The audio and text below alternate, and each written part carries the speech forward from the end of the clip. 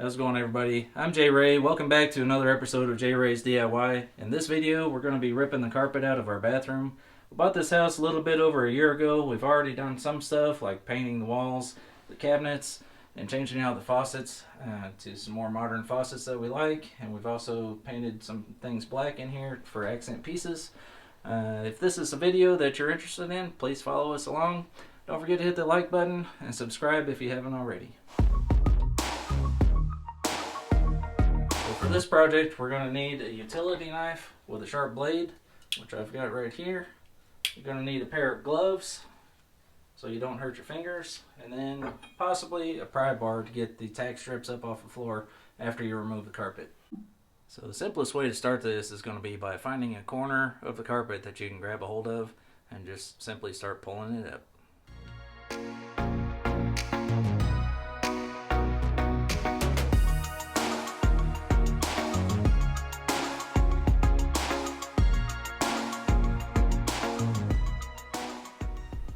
So a lot of this carpet padding has been on this concrete floor for so long that it didn't want to come up just by pulling it.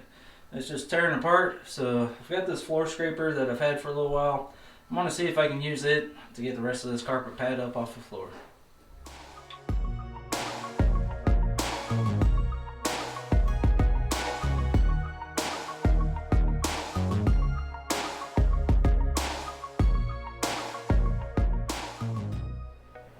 So this is the reason why carpet is not good to have in houses with people that have allergies. I don't know how long this carpet has been here, but I know that since we've owned this house for over a year, we have vacuumed this carpet regularly, and this is the amount of dirt that's underneath the carpet. It's pretty bad. So if you don't want this in your house, it's best to have hard surface for a floor. Either hardwoods or concrete, some kind of epoxy over the concrete or something like that. Now that we got the majority of the carpet out of here, we're going to pull off this carpet that they use as baseboards and these tack strips. For these tack strips, I'm just going to try to use a pry bar and go underneath it and pick it up.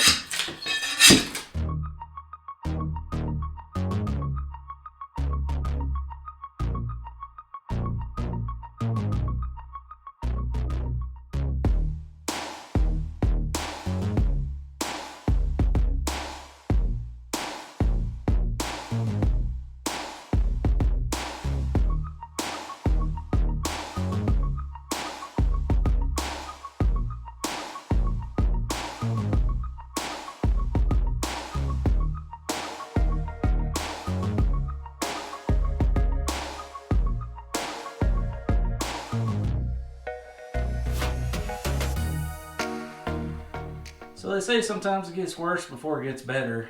I think the worst is just the way that it looks in here right now.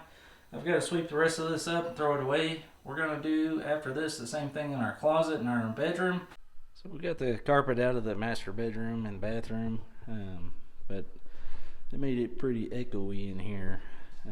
One other thing, some of this carpet padding was stuck pretty bad to the floor. You can see the stains here where the carpet padding did not want to come up. I'm guessing it got wet several times and just kind of adhered itself to the floor. But one other thing you got to look out for when you start remodeling, we pulled the carpet out, and this had carpet as baseboards, and when we pulled that off the wall, some of the sheetrock fell off, and obviously there's water damage there. So I'm going to have to end up fixing that water damage and repairing the sheetrock here. You can see I've got lines on the wall right here where I plan to cut this sheetrock out because there's a soft spot under this outlet right here. As you can see, I barely pushed on that and it broke. But I'm going to cut that out anyway and replace it with some sheetrock, and we got the same thing on the other side of this door right here happening. Or I'm going to have to cut this sheetrock out right here, fix the boards behind it, and then replace the sheetrock. So in order to find what happened, how the water got inside, it's pretty easy to do. Just look outside. On the bottom here, that board's rotted, so water was just coming in on that side. It's pretty apparent. And then on the other side of the door, it looks like there might be a little bit of gap between that metal flashing and the stucco that's right there. So I'll have to fix that. Also, This door wasn't really installed correctly. They put this tile in front of the door, which actually sits up a little bit higher than what that door threshold sits. So what this does is allows water to just go down and pool in that threshold if it does rain up here.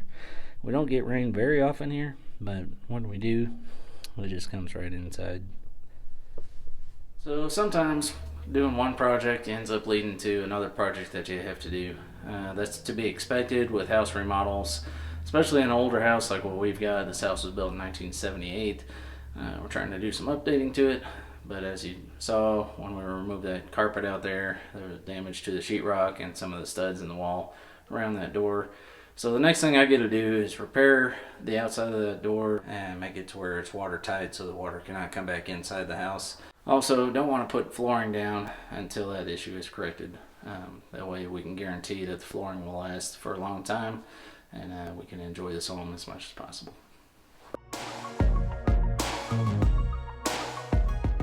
That way they'll just last as long as they can.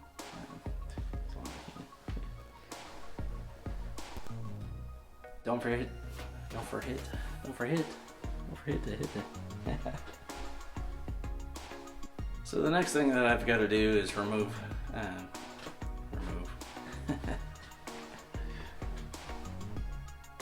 So we got the carpet out of the bathroom and the master bedroom.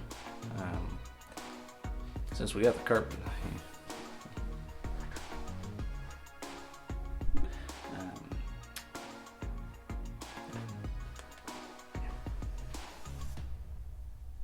I'm not quite sure if I want to try to remove those tiles or not, so that I can have a lower